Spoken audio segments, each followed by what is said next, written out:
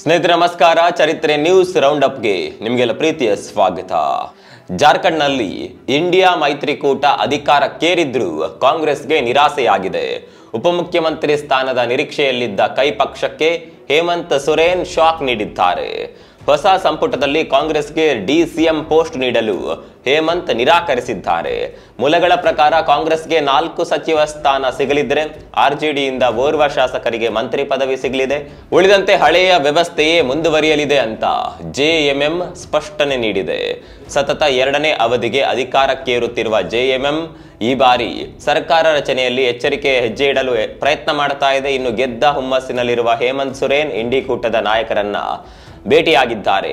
ಕಾಂಗ್ರೆಸ್ ನಾಯಕಿ ಸೋನಿಯಾ ಗಾಂಧಿ, ಮಲ್ಲಿಕಾರ್ಜುನ ಖರ್ಗೆ, ರಾಹುಲ್ ಗಾಂಧಿ ಹಾಗೂ ಎಎಪಿ ನಾಯಕ ಅರವಿಂದ ಕೇಜ್ರಿವಾಲ್ ಅವರನ್ನ ಸೊರೇನ್ ದಂಪತಿ ಭೇಟಿಯಾಗಿ ಪದಗ್ರಹಣ ಕಾರ್ಯಕ್ರಮಕ್ಕೆ ಆಹ್ವಾನಿಸಿದ್ದಾರೆ. ಇಂದು ರಾಂಚಿಯಲ್ಲಿ ಹೊಸ ಸರ್ಕಾರದ ಪದಗ್ರಹಣ ಕಾರ್ಯಕ್ರಮ ನಡೆಯಲಿದೆ. ಇತ್ತ ಮಹಾರಾಷ್ಟ್ರದಲ್ಲಿ ಮುಖ್ಯಮಂತ್ರಿ ವಿಚಾರವಾಗಿ ಇನ್ನೂ ಸಸ್ಪೆನ್ಸ್ ಮುಂದುವರೆದಿದೆ. ಸಿಎಂ ಪದವಿಗಾಗಿ ಬಿಜೆಪಿ ಹಾಗೂ ಶಿವಸೇನೆ ಎನ್ಸಿಪಿ ಬಣಗಳ ನಡುವೆ ಹಗ್ಗ ಜಗ್ಗಾಟ ನಡೆದಿದೆ. ಬಿಜೆಪಿ ಬಹುತೇಕ ಮುಖ್ಯಮಂತ್ರಿ ಸ್ಥಾನಕ್ಕಾಗಿ ಪಟ್ಟು ಹಿಡಿದಿದೆ. ದೇವೇಂದ್ರ ಫಡ್ನವೀಸ್ ಸಿಎಂ ರೇಸ್ನಲ್ಲಿ ಫ್ರಂಟ್ ಲೈನ್ ನಲ್ಲಿ ನಿಂತಿದ್ದಾರೆ. ಆದರೆ ಹಾಲಿ ಸಿಎಂ ಏಕನಾಥ್ ಶಿಂದೆ ಪರವಾಗಿ ಶಿವಸೇನೆ ಪಟ್ಟು ಹಿಡಿದಿದೆ. ಹೀಗಾಗಿ ಮುಖ್ಯಮಂತ್ರಿ ಆಯ್ಕೆ ಕಗ್ಗಂಟಾಗಿ ಪರಿಣಮಿಸಿದೆ. ಶಿಂದೆ ಬಣ ಬಿಹಾರ್ ಮಾದರಿ ಅನುಸರಿಸುವಂತೆ ಕೇಳ್ತಾ ಇದೆ. ನಿತೀಶ್ ಕುಮಾರ್ಗೆ ಪಟ್ಟ ಮುಂದುವರಿಸುವಂತೆ ಇಲ್ಲಿಯೂ ಏಕನಾಥ್ರನ್ನ ಮುಂದುವರಿಸುವಂತೆ ಬೇಡಿಕೆ ಇರಿಸಿದೆ. ಆದರೆ ಇದಕ್ಕೆ ಕೇಸರಿ ವರಿಷ್ಠರು ಸುತಾರಾಮ್ ಒಪ್ತಿಲ್ಲ. ಹೀಗಾಗಿ ಅಧಿಕಾರ ಹಂಚಿಕೆ ಮತ್ತಷ್ಟು ಕಗ್ಗಂಟಾಗಿದೆ.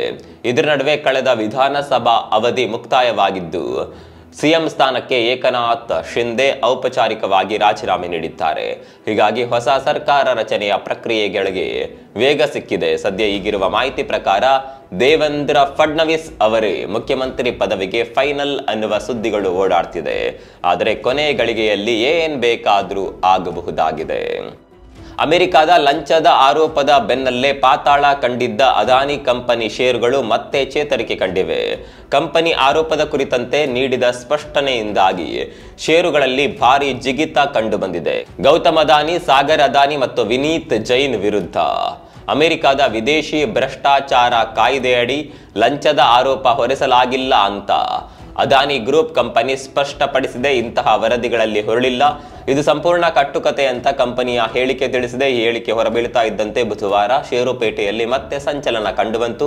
ಅಂತಿಮವಾಗಿ Adani Enterprises, Adani Green Energy, Adani Power, Adani Total Gas, Adani Energy Solution, Ambuja Cements, Adani Wilmar, Adani Ports ಮತ್ತು ವಿಶೇಷ ಆರ್ಥಿಕ ವಲಯ ಮತ್ತು ಎನ್ಡಿಟಿವಿ ಷೇರುಗಳು ಏರಿಕೆ ಕಂಡಿವೆ. ಇದರ ನಡುವೆ ಸುಪ್ರೀಂ ಕೋರ್ಟ್ ಹಿರಿಯ ವಕೀಲ ಮಹೇಶ್ ಜೇಠ್ಮಲಾನಿ ಕಾಂಗ್ರೆಸ್ ವಿರುದ್ಧ ವಾಗ್ದಾಳಿ ನಡೆಸಿದ್ದಾರೆ. ಅದಾನಿ ಷೇರುಗಳನ್ನ ಕುಗ್ಗಿಸಲೆಂದೇ ಕಾಂಗ್ರೆಸ್ ನಾಯಕ ರಾಹುಲ್ ಗಾಂಧಿ ಇಲ್ಲಸಲ್ಲದ ಆರೋಪ ಹೊರಿಸ್ತಾ ಇದ್ದಾರೆ. ಸದಾ ಗೊಂದಲ ಉಂಟು ಮಾಡಿ ಷೇರುದಾರರು ಹಾಗೂ ಕಂಪನಿಗೆ ಹಾನಿ ತರುವುದೇ ರಾಹುಲ್ ಉದ್ದೇಶ ಅಂತ ಜೇಠ್ಮಲಾನಿ ಕಿಡಿಕಾರಿದ್ದಾರೆ. ಸಂಸತ್ತಿನ ಚಳಿಗಾಲದ ಅಧಿವೇಶನ ಶುರುವಾಗಿ 3 ದಿನ ಕಳೆದರೂ ಯಾವುದೇ ಕಲಾಪ ನಡೆದಿಲ್ಲ.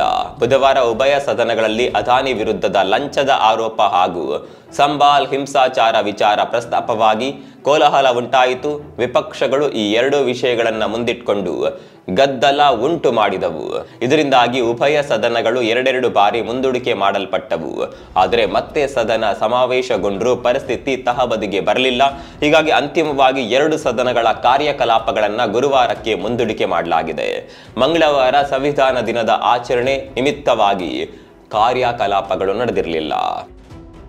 ಬಂಗಾಳ ಕೊಲ್ಲಿಯಲ್ಲಿ ಉಂಟಾಗಿರುವ ವಾಯುಭಾರ ಕುಸಿತ ಚಂಡಮಾರುತವಾಗಿ ಪರಿವರ್ತನೆ ಆಗಿದೆ. ಈ ಸೈಕ್ಲೋನ್ಗೆ ಫೆಂಗಲ್ ಅಂತ ಹೆಸರಿಡಲಾಗಿದೆ. ಬುಧವಾರ ತಮಿಳುನಾಡು ಕರಾವಳಿಗೆ ಅಪ್ಪಳಿಸಿರುವ ಸೈಕ್ಲೋನ್ ಕಾವೇರಿ ಡೆಲ್ಟಾ ಪ್ರದೇಶದಲ್ಲಿ ಭಾರಿ ಮಳೆ ಸುರಿಸಲಿದೆ ಅಂತ ಹವಾಮಾನ ಇಲಾಖೆ ಎಚ್ಚರಿಸಿದೆ. ಡಿಸೆಂಬರ್ 4ರವರೆಗೂ ತಮಿಳುನಾಡು, ಆಂಧ್ರ ಪ್ರದೇಶ, ಕರ್ನಾಟಕ ಹಾಗೂ ಕೇರಳದ ದಕ್ಷಿಣ ಭಾಗಗಳಲ್ಲಿ ವ್ಯಾಪಕ ಮಳೆಯಾಗಲಿದೆ ಅಂತ IMD ಸೂಚನೆ ನೀಡಿದೆ. ಅದರಲ್ಲೂ ತಮಿಳುನಾಡಿನ ನಾಗಪಟ್ಟಣಂ, ತಿರುವರೂರ್, ಮೈಲಾಡುತುರೈ, ಚೆಂಗಲ್ಪಟ್ಟು, ವಿಲ್ಲುಪುರಂ, ಅರಿಯಲೂರು, ತಂಜಾವೂರು ಹಾಗೂ ಕೇಂದ್ರಾಡಳಿತದ ಕರೈಕಲ್ ಪ್ರದೇಶಗಳಲ್ಲಿ ಭಾರಿ ಮಳೆಯಾಗಲಿದೆ ಅಂತ ಹೇಳಲಾಗಿದೆ. ವ್ಯಾಪಕ ಮಳೆಯಿಂದಾಗಿ ತಮಿಳುನಾಡಿನ ಹಲವು ವಿಶ್ವವಿದ್ಯಾಲಯಗಳು ತಮ್ಮ ಸೆಮಿಸ್ಟರ್ ಪರೀಕ್ಷೆಗಳನ್ನು ಮುಂದೂಡಿವೆ.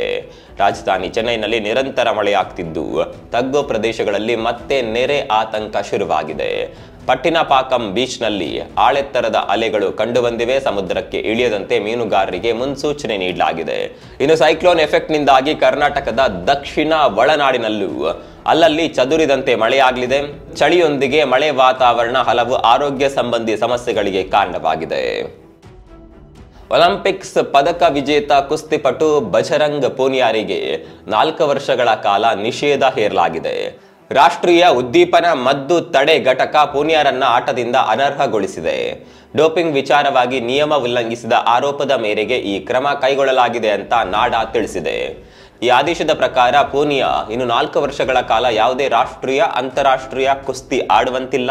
ಅಂದಹಾಗೆ ಹರಿಯಾಣದ ಸೋನೆಪತ್ನಲ್ಲಿ ಇದೇ ವರ್ಷ ಮಾರ್ಚ್ 10ರಂದು ಕುಸ್ತಿ ಆಯ್ಕೆ ಟ್ರಯಲ್ಸ್ ನಡೆದಿತ್ತು. ಈ ವೇಳೆ ನಿಷೇಧಿತ ಉದ್ದೀಪನ ಮದ್ದು ಪರೀಕ್ಷೆಗಾಗಿ ಮೂತ್ರದ ಮಾದರಿ ನೀಡಲು ಪೂನಿಯಾರನ್ನ ಕೋರಲಾಗಿತ್ತು. ಆದರೆ ಮೂತ್ರ ನೀಡಲು ಪೂನಿಯಾ ನಿರಾಕರಿಸಿದ್ದರು. ಹೀಗಾಗಿ ನಾಡಾ ಅಧಿಕಾರಿಗಳು ಏಪ್ರಿಲ್ನಲ್ಲಿ ತಾತ್ಕಾಲಿಕವಾಗಿ ನಿಷೇಧ ಹೇರಿದ್ದರು. ಆದರೆ ಪೂನಿಯಾ ಈ ಅಮಾನತು ಕ್ರಮ ಪ್ರಶ್ನಿಸಿ ನಾಡಾಗೆ ಮೇಲ್ಮನವಿ ಸಲ್ಲಿಸಿದ್ದರು. ಈ ಕುರಿತು ವಿಚಾರಣೆ ನಡೆಸಿದ ರಾಷ್ಟ್ರೀಯ ಉದ್ದೀಪನ ಮದ್ದು ತಡೆ ಘಟಕ ಇದೀಗ ನಿಷೇಧದ ಶಿಕ್ಷೆ ಪ್ರಕಟಿಸಿದೆ. ಕಳೆದ 1.5 ವರ್ಷದಿಂದ ಕದನದಿಂದಾಗಿ ಕಾದ ಕಾವಲಿಯಂತಾಗಿದ್ದ ಲೆಬನಾನ್ ಕೊನೆಗೂ ದೀರ್ಘ ನಿಟ್ಟುಸಿರು ಬಿಟ್ಟಿದೆ. ಅಂತಿಮವಾಗಿ ಇಸ್ರೇಲ್ ಹಾಗೂ ಹಿಜ್ಬುಲ್ಲಾಗಳ ನಡುವೆ ಕದನ ವಿರಾಮ ಜಾರಿ ನಿಶ್ಚಿತವಾಗಿದೆ. ಅಮೆರಿಕ ನಡೆಸಿದ ಸಂಧಾನ ಪ್ರಕ್ರಿಯೆಯ ಫಲ ಎನ್ನುವಂತೆ ಕದನ ವಿರಾಮ ಜಾರಿಗೆ ಇಸ್ರೇಲ್ ಒಪ್ಪಿಕೊಂಡಿದೆ.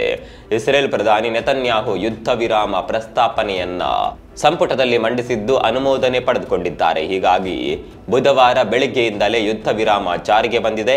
ಲೆಬನಾನ್ ರಾಜಧಾನಿ ಬೈರುತ್ ಸೇರಿದಂತೆ ದಕ್ಷಿಣ ಲೆಬನಾನ್ನಲ್ಲಿ ಬೀಡು ಬಿಟ್ಟಿರುವ ಇಸ್ರೇಲಿ ಪಡೆಗಳು ಹಂತ ಹಂತವಾಗಿ ತೆರವುಗೊಳ್ಳಲಿವೆ. ಕದನ ವಿರಾಮ ಪ್ರಸ್ತಾವನೆ ಅನ್ವಯ ಇಸ್ರೇಲ್ ತನ್ನ ಪಡೆಗಳನ್ನು ಹಿಂದಕ್ಕೆ ಕರೆಸಿಕೊಳ್ಳಲು 60 ದಿನಗಳ ಕಾಲಾವಧಿ ನಿಗದಿ ಮಾಡಿದೆ.